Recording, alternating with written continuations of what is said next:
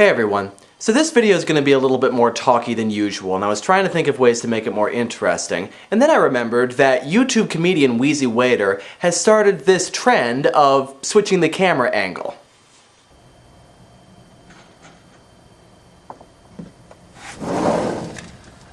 So I'm gonna do that. This is Next book on the favorites list is Paper Towns 2. That's not all. Say hi. Hi. Today's video comes to you in 3 parts. Part 1. Songs. So as you might remember, I made a New Year's resolution to write and post a song every month. And some of you may have been wondering, where's the song for February? Unless, of course, you're completely uninterested in my songwriting escapades, in which case, sorry to waste your time. But not really. The song for February has been posted, but not on BandGeek8408. The video was instead posted on my collab channel, Shiny Happy Vloggy People. If you haven't seen it yet, click on the laptop behind me and go watch it. And while you're at it, subscribe to Shiny Happy Vloggy People. If you have seen it and thought it was hilarious, thank you. Click on the printer behind me to watch the video again. Both those annotations link to the same video. Weird. If you have seen it and hated it, then I'm sorry. Click on my face for another video that you might find amusing. I tried to challenge myself a little bit with the February song. I wanted to write a song that was completely a cappella. That is, without accompaniment. Well, I'm going to challenge myself for my March song, too. See, what I have found is that I'm pretty good at writing humorous lyrics. I think that's because when you're writing a bunch of rhyming words, sometimes the lyrics are going to sound ridiculous. But with a humorous song, that's alright. If you look at the playlist that I've created of all of the songs that I've posted on YouTube, you will find that with one exception, they're all humorous songs. And that one exception doesn't actually have any lyrics. So therefore, for March, I'm going to attempt to write a serious song. We'll see how that goes. Also, you remember that song that I wrote a while back about pirates and ninjas and how I asked YouTubers to be a part of the video to make it more interesting because the song was running about 10 minutes long? Yeah. And then nothing ever came of it? Well, that's because I decided that that song really needed guitar. And so I'm waiting until I can learn the chords on the guitar, which I have almost done, by the way.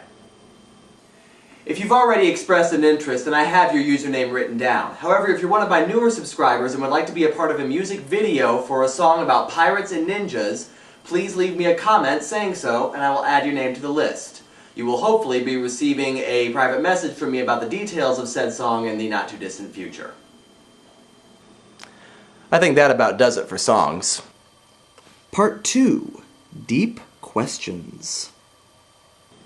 Okay, at this point I'm going to stop doing the different camera angles, mostly because I'm running out of ideas for camera angles, but also because this is going to be really hard to edit as it is. So 2 days ago I reviewed the book Fahrenheit 451 by Ray Bradbury. And I got a really great question from Random Acts of COD on that video. And it was such a good question that I decided I wanted to open it up to all of my viewers. So here we go. At the end of Fahrenheit 451, Montag encounters a group of people who are living outside of the society. And because of the book-burning nature of the society, they have taken it upon themselves to memorize books or portions of books. This is an extension of an idea that Ray Bradbury explores in that extra scene between Montag and Chief Beatty, where we see a whole bunch of books that have never been read and are therefore just as useless as the books that have been turned to ashes. With these people, there are no books, but the stories and the ideas still live on through these people because they have memorized the books. And these people hope to one day be able to write down these books again after the dystopian society has basically destroyed itself. And so Random Acts of COD's question then is, if you were one of these book people, what book would you memorize and represent? You can look at this question a lot of different ways. You can look at it as what is a book that has a lot of meaning to you and therefore you would want to memorize. You can look at it as what book best defines you. Or you can just take the pragmatic approach and answer with a book that you have read a whole bunch of times and would therefore not have a lot of problem memorizing. The book people talk about having developed their memory in such a way that they no longer have any trouble memorizing long things, and so we'll eliminate that last option.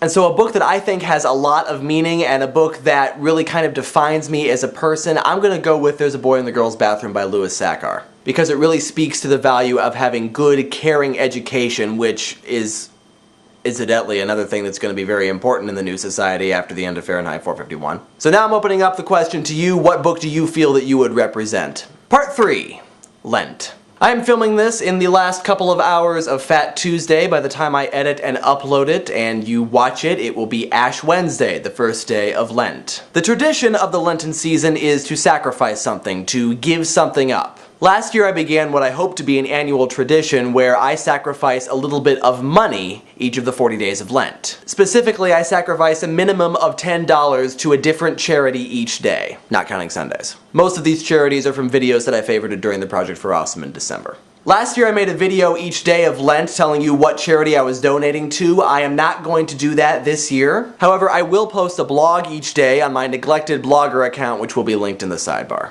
And that is all that I have to say to you this evening, and so... bye!